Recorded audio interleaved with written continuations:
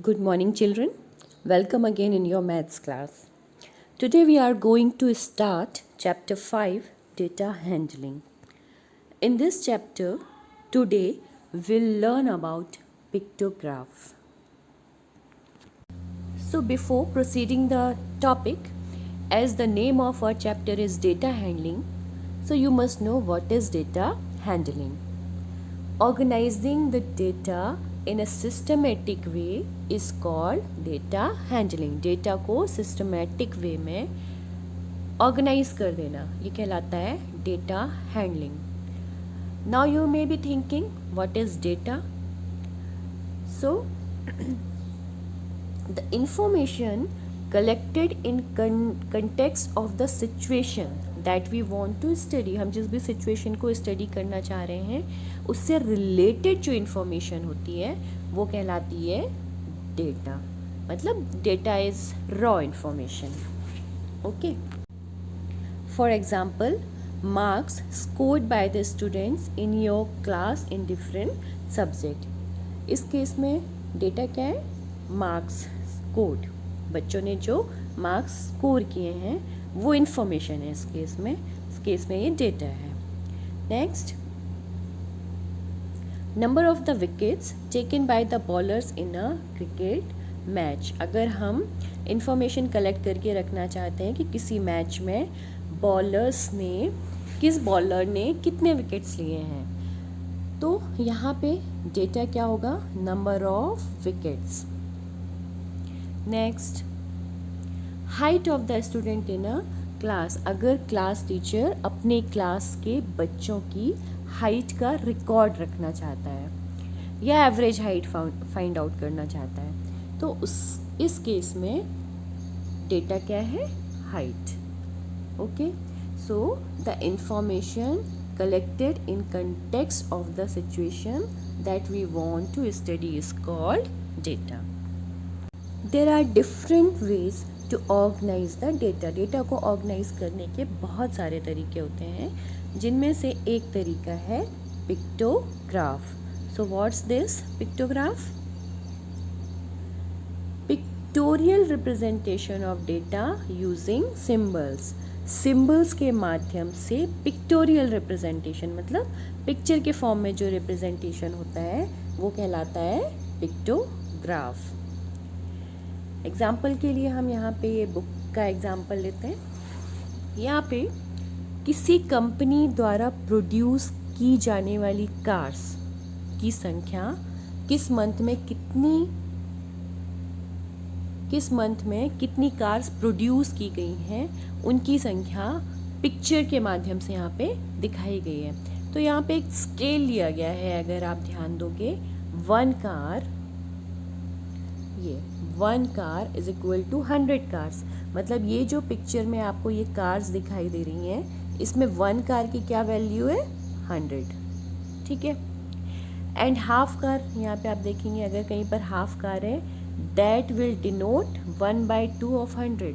तो 100 का 1/2 क्या होगा? 100/2 इज इक्वल टू 50. ठीक है.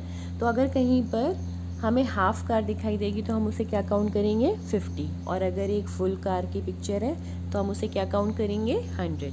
तो आप यहाँ पर देखेंगे जुलाई मंथ में टोटल कितनी कार प्रोड्यूस हो रही हैं? 1 कार मतलब 100 प्लस 100, और इधर हाफ कार है मतलब कितना हुआ ये? 50. तो ये हुआ 100 प्लस 100 प्लस 50. तो टोटल कितनी कार हुई? 250. ठीक है. तो जुलाई मंथ में प्रोड्यूस होने वाली कार्स की संख्या है 250. Now see the month of August. अगस्त मंथ में कितनी है? 100 plus 100 plus 100 is equal to 300. फिर सितंबर में कितनी है? 100 प्लस 100 प्लस 100 प्लस 100. कितना आएगा इधर पे? 400. 4 टाइम्स हमें 100 को ऐड करना है. ठीक है. तो अगस्त में 400 कार्स प्रोड्यूस होती हैं. अब कोई भी पिक्टोग्राफ को देख करके हम काफ़ी सारे क्वेश्चंस को सॉल्व कर सकते हैं. जैसे कि इसमें एक क्वेश्चन ये है, how many cars were produce in the month of July.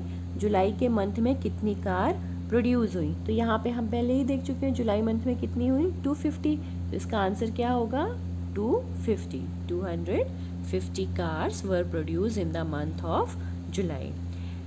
Next question, in which month maximum number of cars produced, किस मंथ में सबसे ज़्यादा कार प्रोड्यूस्ड हुई। तो यहाँ पे 250 है, यहाँ पे 300 है, यहाँ पे हमने क्या फाइंड आउट किया था इसकी वैल्यू 400, तो सबसे ज़्यादा किस मंथ में है सितंबर मंथ में। तो यहाँ पे आपका आंसर क्या आ जाएगा सितंबर।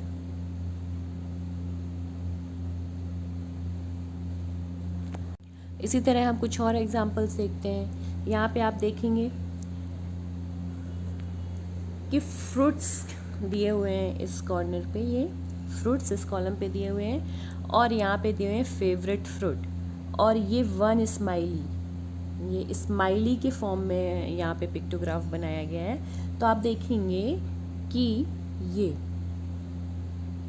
यहाँ पे की दी हुई है कि one smiley means one child, one smiley means one child. इससे पहले जो हमने कार वाला क्वेश्चन देखा था उसमें क्या था, 1 car is equal to 100 car, लेकिन यहाँ पर वन स्माइली मतलब वन चाइल्ड, एक चाइल्ड। तो एप्पल को पसंद करने वाले कितने बच्चे हैं 1 2 3 4 5 5। बनाना को पसंद करने वाले कितने बच्चे हैं 1 2 3 4 5 6 7 7। स्ट्रॉबेरी को पसंद करने वाले 1 2 3 3।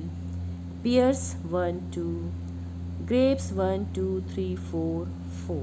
तो ठीक है, तो इस तरीके से हमने काउंट कर लिया कि किस फ्रूट को कितने बच्चे पसंद करते हैं। तो सबसे ज़्यादा कौन से फ्रूट को पसंद किया जाता है, यहाँ आप देखेंगे सबसे हाईएस्ट डिजिट कौन सा है 7, तो मतलब सबसे ज़्यादा कौन से फ्रूट को पसंद कर रहे हैं बच्चे, बनाना को। और सबसे कम किसको पसंद कर रहे हैं, सबसे कम वैल्यू किसकी आई है 2 आई है पियर्स की। तो सबसे कम किसको पसंद कर रहे हैं, कौन से फ्रूट को, पियर्स को। Then here is one more example, happy birthday pictograph. मतलब अगर आपकी क्लास में किस मंथ में कितने बच्चों का बर्थडे है, अगर आपको इसके लिए एक पिक्टोग्राफ बनाने के लिए दे दिया जाए तो आप कुछ इस तरीके का ही पिक्टोग्राफ बनाएंगे। इसे देखकर हमें क्या समझ आ रहा है, यहाँ पे देखिए, यहाँ पे की दी हुई है 1 balloon is equal to 1 student, ठीक है। तो यहाँ जनवरी मंथ में कितने बलून है 1 2 3 4, दैट मीन्स जनवरी मंथ में कितने बच्चों का बर्थडे है 4 बच्चों का। फेबररी मंथ में आप देखेंगे फरवरी 1 2 3 4, तो फेबररी मंथ में कितने बच्चों का है 4 बच्चों का। मार्च 1 2, मार्च में 2, अप्रैल में 2, मई में 1 2 3 4 5 5, जून में 1, जुलाई में 3, अगस्त में 1, सितंबर 2, अक्टूबर में किसी का भी बर्थडे नहीं है, नवंबर में 2 एंड दिसंबर में, ये आप काउंट करो 1 2 3 4, तो दिसंबर में कितने हैं 4। तो आप देखेंगे सबसे ज़्यादा किस मंथ में सबसे ज़्यादा बच्चों का बर्थडे है, यहाँ पे हम देखेंगे 5। तो मई मंथ में सबसे ज़्यादा बच्चों का बर्थडे है। फिर ऐसा कौन सा मंथ है जिसमें सबसे कम है, तो आप देखोगे जून और ये अगस्त, जून और अगस्त में 1 और 1 है। ऐसा कौन सा मंथ है जिसमें किसी भी बच्चे का बर्थडे नहीं है, तो आप देखोगे अक्टूबर, अक्टूबर में यहाँ पे कोई भी वैल्यू नहीं है, कोई भी बैलून नहीं है, तो अक्टूबर मंथ में उस क्लास में किसी भी बच्चे का कोई बर्थडे नहीं है। Now one more example, here you can see fruits and number of students, ठीक है। तो नंबर ऑफ स्टूडेंट्स की कीज़ दी हुई है कि 1 mango is equal to 2, 1 apple is equal to 2, 1 banana picture, 1 banana की अगर पिक्चर है तो उसकी वैल्यू क्या है 2, और अगर 1 ऑरेंज की पिक्चर है तो उसकी वैल्यू 2, मतलब 1 फ्रूट की वैल्यू है 2। तो यहाँ पे मैंगोज़ में अगर आप देखोगे, मैंगोज़ में अगर आप देखेंगे तो टोटल मैंगोज़ कितने हैं 3, 1 2 3। लेकिन यहाँ पे 1 मैंगो की वैल्यू कितनी है 2, तो हमें टोटल मैंगोज़ निकालने हैं। तो हम क्या करेंगे, इधर 2 से मल्टीप्लाई करेंगे, तो 3 into 6, 3 into 2 is equal to 6। तो मैंगोज़ को कितने बच्चों ने खाया, 6 बच्चों ने खाया, ठीक है। फिर एप्पल, एप्पल आप यहाँ काउंट करोगे तो 1 2 3 4 5 6 7 8 9 10 एप्पल, 10 एप्पल्स हैं और 1 एप्पल की वैल्यू कितनी है 2, तो हमें यहाँ 10 इंटू 2 करेंगे तो कितनी वैल्यू आएगी 20। दैट मीन्स एप्पल को खाने वाले कितने बच्चे हैं 20 बच्चे हैं, ठीक है। फिर बनाना 1 2 3 4 5 6 7 8 बनाना है और 1 बनाना की वैल्यू कितनी है 2, तो 8 इंटू 2 इज इक्वल टू 16। मतलब बच्चों, कितने बच्चों ने बनाना खाया, 16 बच्चों ने बनाना खाया। फिर ऑरेंज, ऑरेंज कितने 1 2 3 4 5 इंटू 1 ऑरेंज की वैल्यू है 2, मतलब 1, तो ये हुआ 5 इंटू 10, मतलब ऑरेंज फ्रूट को कितने बच्चों ने खाया 10 बच्चों ने खाया। तो हमने क्या काउंट किया अभी, मैंगो को 6 बच्चों ने खाया, 20 बच्चों ने एप्पल खाया, 16 बच्चों ने बनाना खाया और 10 बच्चों ने ऑरेंजेस खाए। तो सबसे ज़्यादा किस फ्रूट को पसंद किया जा रहा है, या सबसे ज़्यादा कौन सा फ्रूट है जो बच्चों ने खाया, वो है एप्पल, और सबसे कम mangoes. Now here is one more example जहाँ पे हम फ्रीक्वेंसी टेबल, जो मैं आपको अभी काउंट करके बता रही थी, वो यहाँ पे फ्रीक्वेंसी टेबल आपको इधर पे दी हुई है, ठीक है। यहाँ पे आप देखेंगे, ये की देखिए आप, 1 circle is equal to 2 smarties, ठीक है। तो अगर हम ये ग्रीन लेते हैं तो ग्रीन में कितने हैं 1 2 3 और हाफ। जब 1 सर्कल इज इक्वल टू 2 है तो half circle is equal to कितना होगा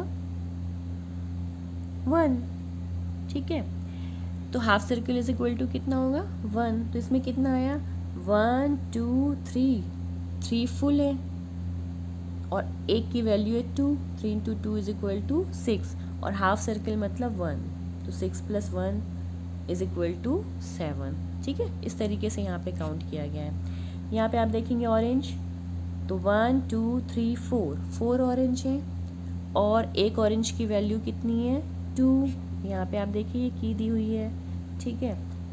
तो ये कितना हुआ 4 इंटू 2 इज इक्वल टू 8, आप देखिए यहाँ पे 8 ही आया है, ठीक है। तो इसी तरीके से यहाँ पे बाकी भी फ्रीक्वेंसी काउंट की गई है।